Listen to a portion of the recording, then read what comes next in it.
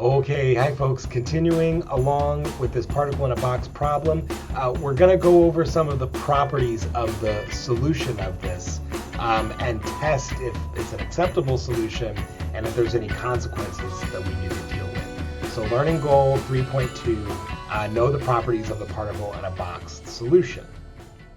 So I got a couple of things going on in the slide. So first, let's talk about the graph that we have here.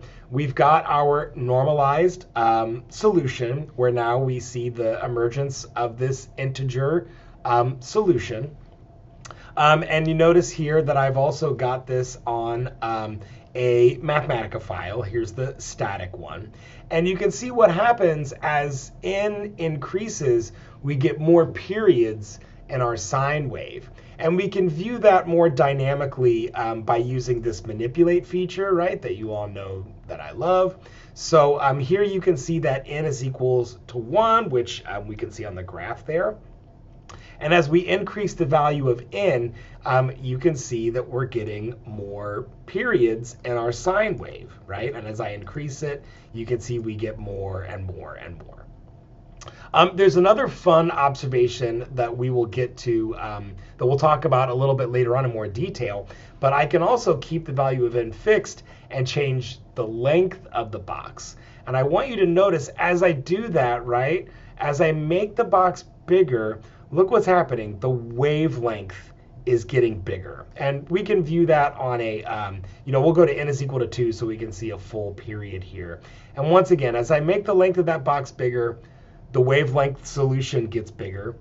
As I make the box smaller, the wavelength solution gets smaller. There's going to be some significance to that later on down the line. Okay. So let's also talk about if this solution is an acceptable eigenvalue equation. And to test that, we'll play with the linear momentum operator here, and we'll see if we get an eigenvalue out of this. So let's go ahead and apply that. So we can say negative h times I bar times ddx of our wave function, which of course is going to be root 2 over L sine of n pi x over L. And recall, for this to be a proper eigenvalue equation, we need to get back the original wave function when we carry out this operation. And you might see right away that that's going to fail, right? When I take the first derivative of sine of x, I get a negative cosine of x. So that's not going to give me back the original wave function. So this does not work. So we've got some consequences now to deal with. Okay. So one way that we can get around this, if you recall from the Euler equations, we can rewrite a sine function as a linear combination of exponentials. And so this solution we can now rewrite as the following. And what we should recognize right away, we get two terms. We get this linear combination. We call this the superposition, right? And this should look familiar to us, this solution with e to the ikx and minus e to the minus ikx. If you recall, that followed this same kind of general idea, the general solution that's the following: a e ikx plus b e negative ikx. And if you recall, when we played with that, the linear momentum specifically, we called this e ikx term the psi plus state, and this e minus ikx the psi minus state, which will have a proper eigenvalue when we apply the linear momentum operator, right? The first derivative of an exponential function, I'll just write, ikx is ikx. So we get back the original wave function. So we know this works. And as if you recall, the eigenvalue for the linear momentum of this system describes a particle moving to the right and a particle moving to the left, which is very cool. And so now hopefully we can start to appreciate this movie that I've got going on down here. So let's play it. And what we can see is we've got a classical particle moving left and right in our box. And if we apply the wave theory to that, we can see that we've got this oscillating standing wave. So B represents the n is equal to 1. And as you might guess, C and D correspond to n is equal to 1 and n is equal to 2. So we're back to this notion of wave-particle duality. And finally, you might be wondering what these crazy-looking E and F solutions are. That's the time-dependent solution. So we've been doing the time-independent solution. But you can see with the time-dependent solution, it does look like this particle moving left and right. So this is pretty cool. So let's keep exploring the properties of this particular solution, of the linear combination of exponentials.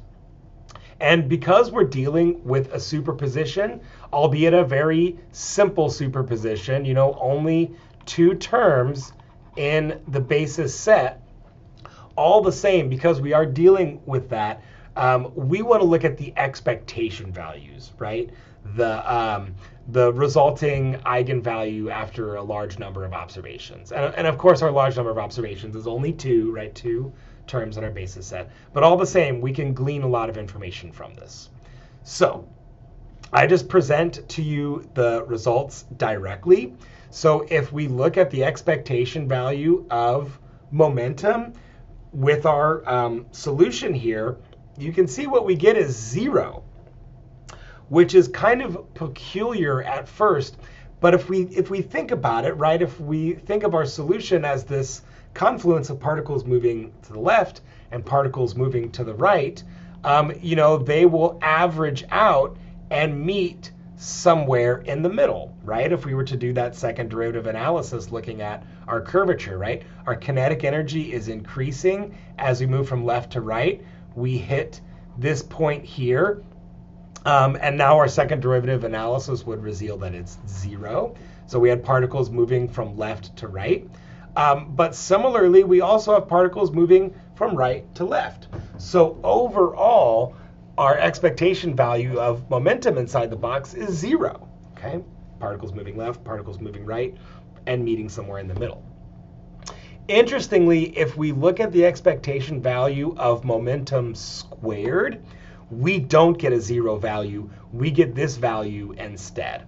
And I want to point out here, just for some very simple algebraic manipulation, we get a cool result from this. So hopefully we remember that kinetic energy is p squared over 2m, right?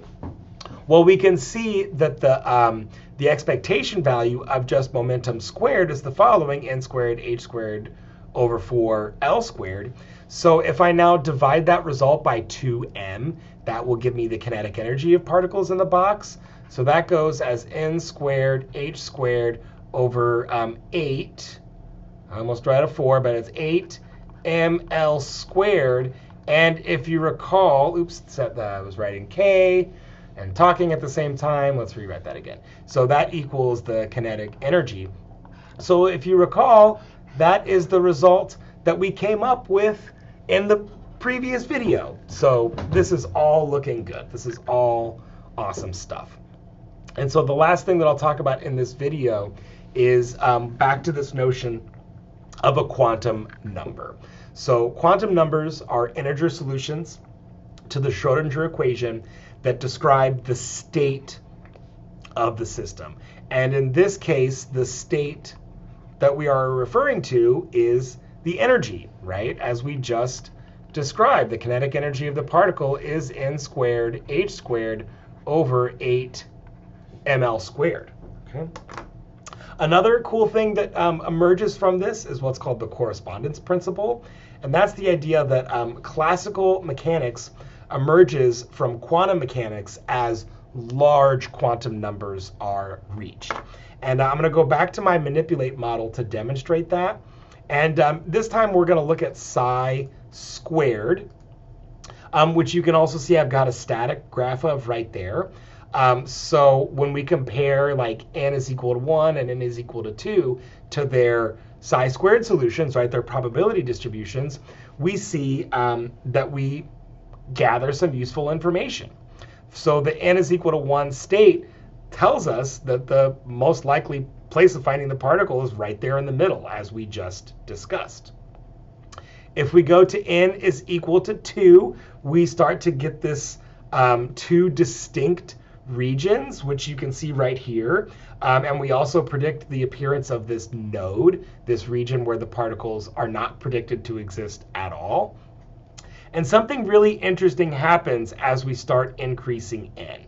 And you can see in my manipulate, I can take that all the way up to n is equal to 100, which is not very realistic for quantum mechanics. But what we can see now at n is equal to 100, the particle basically appears to be everywhere. And we can take that even up one full order of magnitude. Let's make it n is equal to 1,000. And if I go to that very large quantum number, you can see there's some weird areas of interference there. But because now the particle, right, we're seeing like this maximum height across the entire box, we're saying that the particle could exist anywhere in the box, which is exactly what we would expect from classical mechanics, right? Think of that ball moving back and forth inside of our box. So this is all very cool stuff. Okay, I'll see you in the next one.